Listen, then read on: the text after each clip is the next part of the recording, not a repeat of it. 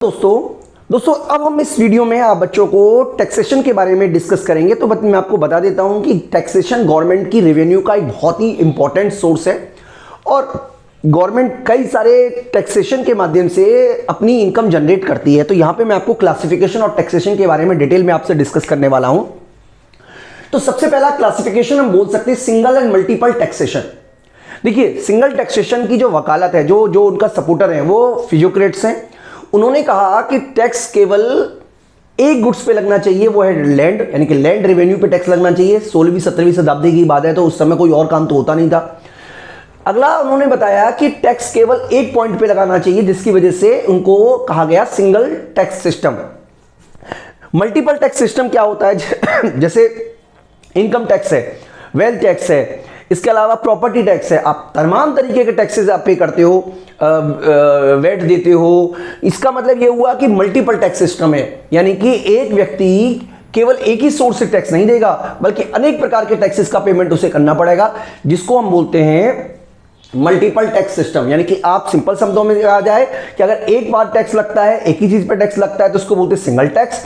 और अनेक प्रकार के टैक्सेस अनेक चीजों पे लगते हैं, तो उसको कहेंगे मल्टीपल टैक्सेस। बिल्कुल सिंपल भाषा में आपको समझाने की मैंने कोशिश की है। इसके अलावा अगला जो टैक्स है उसको बोलते हैं प्रोपोर्शनल टैक्स। अगला जो हम टैक्स सिस्टम डिस्कस कर रहे हैं उसके कहते हैं प्रोपोर्शनल, प्रोग्रेसिव, रिग्रेसिव और डिग्रेसिव टैक्स सिस्टम। तो सबसे पहले हम प्रोपोर्शनल टैक्स सिस्टम की बात कर लेते हैं। बच्चों, मैं आपको एक एग्जांपल से समझा देता हूं, आपको अच्छी तरीके से कंसेप्ट समझ में आ जाएगा। प्रोपोर्शनल टैक्स सिस्टम क्या होता है? जैसे मान लीजिए इनकम है,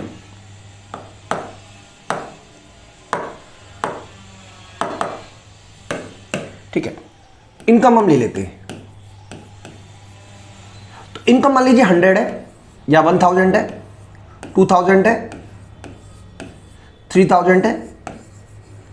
तो जो टैक्स रेट है, टैक्स रेट जो है वो रहेगा 20% का। यानी कि इसका मतलब है कि जिसके पास 1000 रुपए की इनकम है वो 200 टैक्स देगा, 2000 वाला 400 देगा, और 3000 जिसकी इनकम है वो देगा 600। यानी कि इसको बोलते हैं बच्चों, सॉरी, मैं आपको टैक्स रेट के बारे में यहां पे, ये टैक्स अमाउंट की बात कर रहे थे, ये टैक्स अमाउंट हो गया। और टैक्स रेट कितना हुआ? हर केस में 20%। यानी कि जब टैक्स का जो रेट है वो इनकम के चेंज होने से चेंज नहीं होता, बल्कि कांस्टेंट रहता है, इस तरीके के टैक्स को बोलते हैं प्रोपोर्शनल टैक्स। यानी कि इसका मतलब अगर हम डायग्राम के थ्रू समझाने की कोशिश करें तो किस तरीके का सिस्टम होगा? अगर हम यहां पे इनकम लिख दें और यहां पे लिख देते टैक्स रेट, तो इसका मतलब बिल्कुल कांस्टेंट रहेगा, यानी कि इनकम बढ़ने से टैक्स रेट में किसी भी तरीके से चेंज नहीं देखने को मिलेगा। तो यही बात जो हमने यहां लिखी हुई है, a tax is called proportional when the rate of taxation remain constant as the income of tax payer increases. In this system all income are taxed at a single uniform rate. यानी कि एक जैसा rate होता है, और जो tax की income चाहे ज्यादा हो चाहे कम हो, उसको एक ही तरीके का टैक्स देना पड़ता है। इस केस में मतलब एक तरीके से उसका जो आप कह सकते हैं एक तरीके से जो लायबिलिटी है, वो जैसे जैसे इनकम बढ़ती है वैसे वैसे टैक्स की लायबिलिटी तो बढ़ती है, लेकिन जो टैक्स का रेट है वो कांस्टेंट बना रहता है। बिल्कुल सिंपल तरीके से हमने आपको समझा दिया। प्रोग्रेसिव टैक्स, प्रोग्रेसिव टैक्स में क्या होता है? जैसे जैसे इनकम बढ़ती है वैसे वैसे जो टैक्स की जो वो है अमाउंट है वो बढ़ता है। देखिए, मैं आपको समझा देता हूं। मान लीजिए इनकम है, मान लीजिए 1000, 2000, 3000, और जो टैक्स रेट है 10%, 20%, 30%। इसका मतलब जो टैक्स अमाउंट आया, टैक्स का जो अमाउंट आया वो आया 100 रुपए, यहां पे आया 400, और यहां पे आया 900 रुपए। तो इस तरीके का जो टैक्स होगा उसको बोलते हैं प्रोग्रेसिव। प्रोग्रेसिव टैक्स का मतलब है ये एक तरीके से आप कह सकते हो सोशल जस्टिस को प्रमोट करता है, क्योंकि जिसकी इनकम ज्यादा होगी उसको टैक्स का बर्डन ज्यादा पड़ेगा, और जिसकी इनकम कम होगी उसको टैक्स का बर्डन कम पड़ेगा। तो यहां पे आप देख सकते हो, हमने इसके बारे में बताया हुआ है कि when the rate of taxation increase as tax payer income increase, it is called a progressive tax. In this system the rate of tax goes increase with every increase in the income. बिल्कुल simple तरीके से आपको मेरी बात समझ में आ रही होगी बच्चों, मैं उम्मीद कर रहा हूं। अगला टैक्स है regressive. Regressive tax progressive tax का बिल्कुल उल्टा होता है। रिग्रेसिव टैक्स सिस्टम में क्या होता है बच्चों? इनकम, जैसे मान लीजिए इनकम है आपकी 1000, 2000, 3000, तो इसमें जो टैक्स का रेट है मान लीजिए इस तरीके का होगा 10%, 8% और 6%। यानी कि जैसे जैसे इनकम बढ़ रही है वैसे वैसे टैक्स गिर रहा है, ये रिग्रेसिव है। इसका मतलब जो टैक्स अमाउंट है वो कितना रहा, 100, 160, 180। यानी कि एब्सोल्यूट नंबर में तो हो सकता है कि आपका टैक्स अमाउंट जो अमीर है उसको ज्यादा देना पड़ रहा है, लेकिन जो टैक्स रेट है वो घटता है जैसे जैसे इनकम बढ़ती है। इस तरीके का जो टैक्स है उसको बोलते हैं रिग्रेसिव टैक्स। यानी कि इस केस में ये मान लिया जाता है कि जो गरीब व्यक्ति है उसको ज्यादा पेमेंट करना पड़ रहा है, क्योंकि वो भी तो सर्विस यूज कर रहा है। हालांकि आप देखोगे इस सिस्टम में तो जो टैक्स है 3000 वाले को ज्यादा पैसा देना पड़ा, लेकिन हम टैक्स अमाउंट को एब्सोल्यूट में नहीं देख रहे बल्कि हम इस रेट को देख रहे हैं।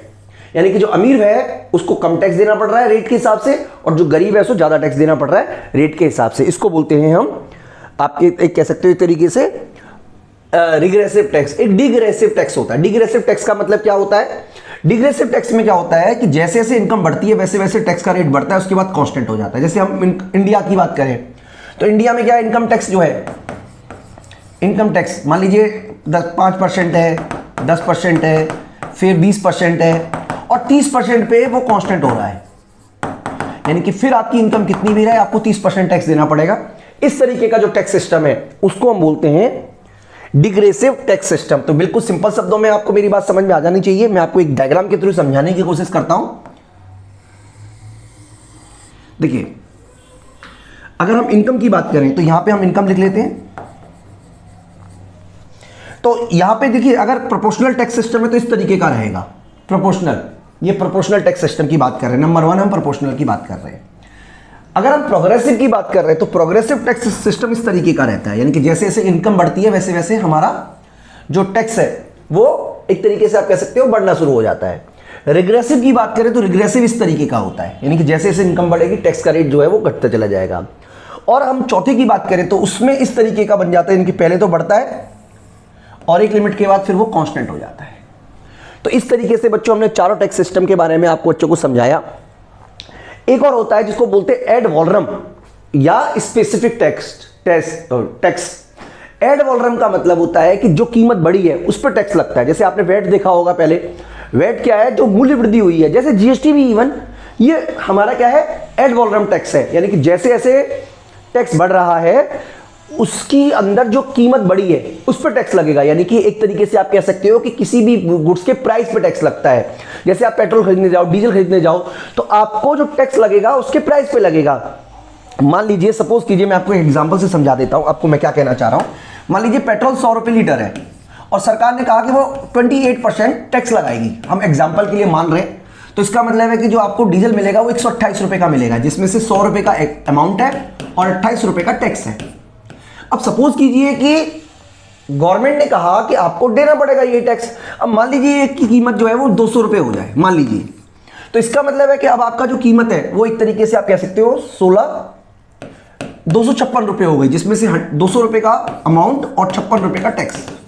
यानी कि जैसे जैसे प्राइसेस बढ़ रहे हैं गवर्नमेंट का जो टैक्स रेवेन्यू है वो भी बढ़ रहा है। इसको बोलते हैं एड वॉलरम टैक्स। वहीं स्पेसिफिक टैक्स की बात की जाए तो स्पेसिफिक टैक्स में पर लीटर मान लीजिए गवर्नमेंट 25 रुपए का टैक्स ले रही है। तो इसका मतलब ये हुआ कि अगर मान लीजिए पेट्रोल 100 रुपए लीटर है या 200 है या 300 है तो उस केस में जो टैक्स लगेगा वो 25 रुपए ही लगेगा। यानी कि इस केस में कीमत 125 होगी, इस केस में 225 होगी और इस केस में 325 होगी। इसको बोलते हैं स्पेसिफिक टैक्स। जैसे आप मान लीजिए कार लेके जा रहे हो तो जो टोल टैक्स है वो स्पेसिफिक हुआ। पेट्रोल जो है वो एक तरीके का आप कह सकते हो, एक तरीके से जो पेट्रोल में लग रहा है वो हमारा एड वॉलरम टैक्स है। बिल्कुल सिंपल तरीके से आपको मेरी बात समझ में आ गई होगी बच्चों, मैं उम्मीद कर रहा हूं। इसके अलावा एक और टैक्स है जिसको बोलते हैं हम डायरेक्ट और इनडायरेक्ट टैक्स। इसके बारे में तो बच्चों मैं उम्मीद करता हूं आपको पता ही होगा। देखिए, डायरेक्ट टैक्स वो होता है जिसका पेमेंट वही व्यक्ति पे करता है जिस पर टैक्स देने की जिम्मेदारी गवर्नमेंट लाती है। यानी कि अगर मान लीजिए मेरी इनकम 50 लाख रुपए है तो मुझे जो टैक्स पे करना पड़ेगा वो आप नहीं पे करोगे, वो आप ही मैं ही पे करूंगा। यानी कि इसके अंदर जो इंपैक्ट होता है और जो इंसिडेंस होता है वो एक ही व्यक्ति पे पड़ता है। इनडायरेक्ट टैक्स के केस में हम क्या करते हैं कि जो टैक्स है वो लगता किसी और से है, गवर्नमेंट किसी और पे लगाती है, जिम्मेदारी किसी और की होती है, लेकिन वो किसी और से वसूल लेती है। जैसे मान लीजिए आप मोबाइल फोन खरीदने जा रहे हो, तो मोबाइल का जो डीलर है वो गवर्नमेंट को टैक्स पे करने के लिए जिम्मेदार है, मैं जिम्मेदार नहीं हूं, लेकिन जो डीलर है वो टैक्स की पूरी रकम, पूरी की पूरी कीमत मुझसे वसूल लेगा। इसको बोलते हैं इनडायरेक्ट टैक्स। यानी कि इनडायरेक्ट टैक्स के केस में इंसिडेंस ऑफ टैक्स और इंपैक्ट ऑफ टैक्स अलग अलग लोगों पे पड़ता है, जबकि डायरेक्ट टैक्स के केस में इंसिडेंस ऑफ टैक्स और इंपैक्ट ऑफ टैक्स एक ही व्यक्ति पे पड़ता है। ये बच्चों मैं आपको समझाने की कोशिश कर रहा था, तो ये दोनों चीज हमने आपको समझा दिया है। इसके अलावा नेचर की बात करते हैं तो नॉर्मली ये प्रोग्रेसिव नेचर के होते हैं, और ये जो होते हैं ये नॉर्मली प्रोपोर्शनल नेचर के होते हैं, इनडायरेक्ट टैक्सेस। इसके अलावा कवरेज की बात करें तो डायरेक्ट टैक्स का एरिया बहुत लिमिटेड है, जिसकी इनकम नहीं होगी वो टैक्स पे नहीं करेगा, लेकिन जो इनडायरेक्ट टैक्स है उसका एरिया बहुत बड़ा है, यानी कि हर व्यक्ति टैक्स पे करेगा। जिसको पानी पीना है वो भी टैक्स पे करेगा, दूध पे भी टैक्स है, पनीर पे भी टैक्स है, यानी कि हर चीज पे टैक्स आपको देना पड़ेगा। अगर आप जो भी चीज कंज्यूम कर रहे हो, आप मोबाइल इंटरनेट यूज कर रहे हो तो भी आपको टैक्स देना पड़ेगा। यानी कि इनडायरेक्ट टैक्स का जो एरिया है वो बहुत बड़ा एरिया है, जबकि डायरेक्ट टैक्स का जो कवरेज एरिया है वो बहुत छोटा सा है। एग्जाम्पल की बात करें तो corporation tax, income tax, wealth tax, ये डायरेक्ट टैक्स के एग्जाम्पल है। इनडायरेक्ट टैक्स की बात करें तो बच्चों जीएसटी जो है वो इनडायरेक्ट टैक्स का एग्जाम्पल है। तो बच्चों मैं उम्मीद करता हूं कि आपको मेरी बात समझ में आ रही होगी। यहां पे हम एक काम करते हैं, एक और टॉपिक कवर कर लेते हैं, जिसमें हम आपको क्या करते हैं, मेरिट और डीमेरिट बताते हैं, डायरेक्ट टैक्स की भी और इनडायरेक्ट टैक्सेस की भी। बात करें डायरेक्ट टैक्स के एक तरीके से आप कह सकते हो मेरिट्स की, तो डायरेक्ट टैक्स प्रोग्रेसिव नेचर के होते हैं। इसका मतलब ये हुआ कि आमतौर पर ये देखा जाता है कि जिस व्यक्ति की इनकम ज़्यादा होगी वो ज़्यादा टैक्स पे करेगा, और जिस व्यक्ति की इनकम कम होगी वो कम टैक्स पे करेगा।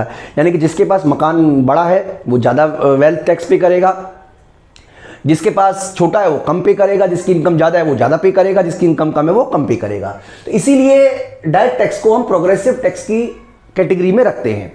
इसके अलावा इकोनॉमिकल होते हैं, इनको इकट्ठा करने के लिए बहुत बड़े सिस्टम की जरूरत नहीं है, इनको कम खर्चे पर आसानी से इकट्ठा किया जा सकता है। डायरेक्ट टैक्स का ये भी एक फीचर होता है। इसके अलावा बच्चों सर्टेनिटी है, गवर्नमेंट को पता होता है कि कितनी रकम उसको मिलने की उम्मीद है। सरकार का जो एस्टिमेशन होता है डायरेक्ट टैक्स के बारे में, इकोनॉमिक कंडीशन को देख के गवर्नमेंट पहले से एस्टिमेशन लगा लेती है, और आमतौर पर ये देखने को मिलता है कि डायरेक्ट टैक्स के मामले में सरकार जो एस्टिमेशन लगाती है और जो एक्चुअल डायरेक्ट टैक्स कलेक्शन होता है उसमें बहुत बड़ा अंतर नहीं होता, आमतौर पर वही होता है। इसके अलावा ये इलास्टिक है, यानी कि आवश्यकता अनुसार डायरेक्ट टैक्स से मिलने वाली टैक्स रेवेन्यू को घटाया और बढ़ाया जा सकता है। गवर्नमेंट नए तरीके के टैक्सेस इंपोज कर सकती है अपनी जरूरत के हिसाब से, इसी तरीके से कुछ टैक्सेस को छूट भी सकती है।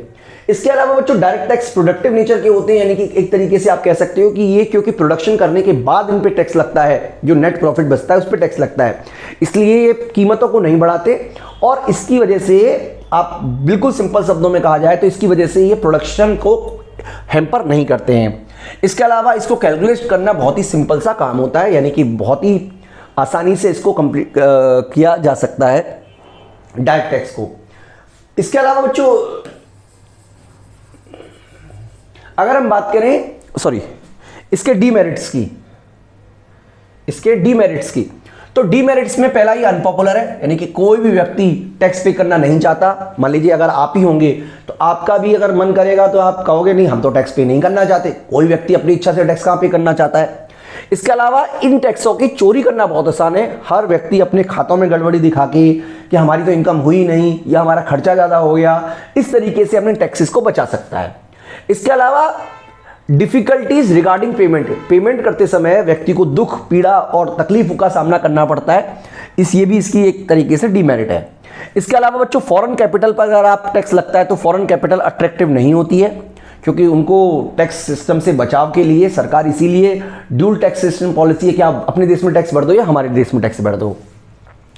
इसके अलावा difficulty regarding source of tax, यानी कि गवर्नमेंट को कई बार इनकम कहां से हुई है इसके सोर्सेज को पता लगाना भी मुश्किल होता है, और नैरो बेस है। जैसा कि मैंने आपको बताया कि डायरेक्ट टैक्स देने वाले कितने लोग हैं, कितने लोग ऐसे हैं जो वेल्थ टैक्स देते होंगे, कितने कम लोग हैं जो कॉर्पोरेशन टैक्स जमा कराते हैं।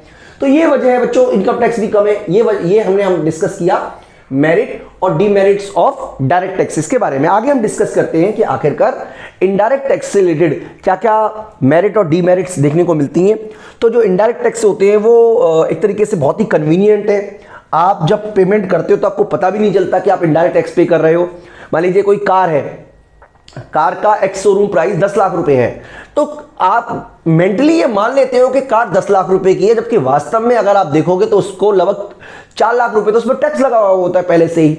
इसका मतलब ये हुआ सिंपल शब्दों में कि 6 लाख रुपए की कार पर सरकार ने 4 लाख रुपए का टैक्स लिया है, इसीलिए उसका एक्स शोरूम प्राइस 10 लाख रुपए हुआ है। लेकिन आप मेंटली ये मान लेते हो कि कार 10 लाख रुपए की है, इसलिए आपको इनकन्वीनियंट फील नहीं होती है। तो पहली वजह आपको ये बताया। दूसरा, इसको चोरी करना बिल्कुल पॉसिबल नहीं है या बहुत ही कम पॉसिबल है। अगर आप कार खरीद रहे हो तो आपको टैक्स देना पड़ेगा, बिना टैक्स दिए आप कार का बिल ही नहीं कटेगा। जब बिल नहीं कटेगा तो टैक्स पेमेंट आप कभी भी आप उस कार को मतलब एक तरीके से यूज नहीं कर पाओगे प्रॉपर तरीके से। हालांकि ये भी इलास्टिक होते हैं, इसके अलावा ये बहुत ही पॉपुलर है, यानी कि लोगों को क्योंकि इनकन्वीनियंट फील नहीं होता इसलिए पॉपुलरिटी की कैटेगरी में इनको रख दिया गया है। इसके अलावा जो हार्मफुल चीजें हैं, शराब है, सिगरेट है, अफीम है, मतलब जो भी चीज है, अगर गवर्नमेंट को लगता है कि वो हार्मफुल है, वो सोसाइटी को नुकसान पहुंचा सकती हैं, तो गवर्नमेंट ऐसी चीजों को रोकने के लिए, कंजम्पशन को रोकने के लिए इनडायरेक्ट टैक्सेस के नंबर्स को बढ़ा सकती है। यानी कि गवर्नमेंट हैवी इनडायरेक्ट टैक्स लगा सकती है ताकि ऐसी चीजों का प्रोडक्शन कम हो या कम लोग इसको कंज्यूम करें। ये भी हमें देखने को मिलेगा। इसके अलावा बच्चों इनका बेस बहुत ब्रॉड होता है, क्योंकि जो भी व्यक्ति गुड्स खरीद रहा है वो टैक्स का पेमेंट करेगा, बिना टैक्स पेमेंट किए उसको नहीं कर सकते। तो आप भारत में देखोगे तो हर चीज पे आपको टैक्स देना पड़ेगा, क्योंकि गवर्नमेंट को इनकम चाहिए। देखिए, लोगों की इनकम का लेवल इंडिया में अभी भी कम है, तो इसीलिए गवर्नमेंट को ज्यादा से ज्यादा गुड्स पे टैक्स लगाना पड़ता है, क्योंकि इनकम से टैक्स जो है वो नहीं जनरेट हो पाता। डीमेरिट की बात करें तो एक रिग्रेसिव होते हैं, इसका मतलब जिसकी इनकम ज्यादा होगी उसको ज्यादा टैक्स देना पड़ता है। सॉरी, गलत बोला मैंने आपको, जिसकी इनकम कम है उनके ऊपर टैक्स का बर्डन ज्यादा पड़ता है, क्योंकि अमीर गरीब दोनों ही मान लीजिए 18% जीएसटी भर रहा है, तो अमीर व्यक्ति पे क्या फर्क पड़ रहा है? कोई फर्क नहीं पड़ेगा, जबकि गरीब व्यक्ति पर उसको नुकसान देखने को मिलेगा। इसके अलावा बच्चों ये बहुत ही अनसर्टेन होते हैं। अगर आप कभी जीएसटी के डेटा देखोगे तो भारत में जीएसटी कभी भी बढ़ जाती है, कभी भी घट जाती है। हालांकि अगर आप देखोगे तो कोविड के बाद भारत में अच्छी खासी जीएसटी में रिकवरी देखने को मिली है। इसके अलावा बच्चों इनको इकट्ठा करना बहुत ही कॉस्टली पड़ता है, पूरा सिस्टम बिठाना पड़ता है, जिसकी वजह से इनको इकट्ठा करना मुश्किल है। इसके अलावा लेस प्रोडक्शन है, क्योंकि जैसा मैंने आपको बताया, जितने भी इनडायरेक्ट टैक्सेस हैं वो जाके लास्ट में प्राइस के अंदर जुड़ जाते हैं, कीमतें बढ़ जाती हैं, लोग कम खरीदते हैं, प्रोडक्शन भी इसका कम होगा। इसके अलावा इनको चोरी करना, इवेशन, ये तो देखिए 2 बार आ गया इसलिए ये हटा देते हैं। इसके अलावा डिस्करेज सेविंग, यानी कि एक तरीके से ये सेविंग को डिस्करेज करता है। तो बच्चों ये सारे के सारे पॉइंट हमने डिस्कस किया बच्चों से। इस वीडियो में बच्चों हम एक और पॉइंट आपसे डिस्कस कर लेते हैं। देखिए, कई तरीके के टैक्सेस इंडिया में लगाए जाते हैं। एग्जाम पॉइंट ऑफ व्यू से इस तरीके का क्वेश्चन भी आ सकता है कि वो आपको पूछे कि इस टैक्स की शुरुआत कब से हुई। तो कुछ की डेट्स मैं आपको बता रहा हूं, जिनकी डेट मैं आपको नहीं बता रहा हूं, आप खुद सर्च कर लीजिएगा, या कुछ आपको लगता है कोई और टैक्स है जो हमारे इंडिया में लगता था या अब नहीं लगता है, या लगता है तो आप उसकी जानकारी एक बार नेट से भी कर लीजिएगा। तो भारत में जो इनकम टैक्स है उसकी शुरुआत 1860 से हुई है। भारत में इनकम टैक्स की शुरुआत 1860 से हुई है। इनकम टैक्स एक्ट तो 1961 में चेंज हुआ था, लेकिन इसकी जो शुरुआत है वो 1860 से हो गई है। कैपिटल गेन टैक्स की शुरुआत हुई है 1956 से। कॉर्पोरेशन टैक्स कब से शुरू हुआ इसकी डेट आप ही पता कीजिएगा बच्चों, मुझे नहीं मिली। प्रोफेशनल टैक्स की शुरुआत हुई है 1949 से, ये डेट याद रखिएगा, इसमें समझाने वाला कुछ नहीं है मेरे लिए। वेल्थ टैक्स की शुरुआत हुई है 1957 से और इसका एंड 2016 में हो गया था। गिफ्ट टैक्स की शुरुआत हुई है 1958 से। इसके अलावा एक्सपेंडिचर टैक्स की जो स्टार्टिंग हुई है वो 1956 से हुई है। तो ये सारे के सारे डायरेक्ट टैक्सेस हैं जिनके बारे में मैंने आपसे डिस्कस किया। इसके अलावा हम बात करें सेल टैक्स की, तो सेल टैक्स की जो शुरुआत हुई है वो हुई है 1938 से। सर्विस टैक्स की शुरुआत 1994 से हुई है। एक्साइज ड्यूटी के बारे में आप कुछ जानकारी कीजिएगा बच्चों। कस्टम ड्यूटी की शुरुआत हुई है 1878 से। वैट शुरू हुआ है 2 अप्रैल 2005 से। जीएसटी की शुरुआत 1 जुलाई 2017 से हुई है। इसके अलावा एंटरटेनमेंट टैक्स भी हमारे इंडिया में लगता है। इसके अलावा बच्चों एजुकेशन सेस जो है उसकी शुरुआत हुई है 2018 से। स्वच्छ भारत सेस जो है इसका सारा का सारा पैसा सेंट्रल गवर्नमेंट रखती है। डायरेक्ट टैक्स का तो पैसा जो है वो स्टेट गवर्नमेंट और सेंट्रल गवर्नमेंट की भी डिस्ट्रीब्यूट होता है। इनडायरेक्ट टैक्सेस में भी स्टेट गवर्नमेंट और सेंट्रल गवर्नमेंट अपना पैसे को बांटती हैं, लेकिन जो सेस है उसका सारा का सारा पैसा सेंट्रल गवर्नमेंट रखती है। स्वच्छ भारत सेस की शुरुआत हुई है 2015 से। इंफ्रास्ट्रक्चर सेस की शुरुआत हुई है 1999 से। इसके अलावा किसान कल्याण सेस की शुरुआत हुई है 2016 से। तो बच्चों मैं उम्मीद करता हूं कि एग्जाम पॉइंट ऑफ व्यू से जितने भी क्वेश्चंस आपको टैक्स से रिलेटेड चाहिए थे इस वीडियो में हो गए होंगे। हालांकि हम टैक्स से रिलेटेड और भी सारी वीडियो आगे कंटिन्यू करते रहेंगे बच्चों। इस वीडियो में इतना ही। Thank you.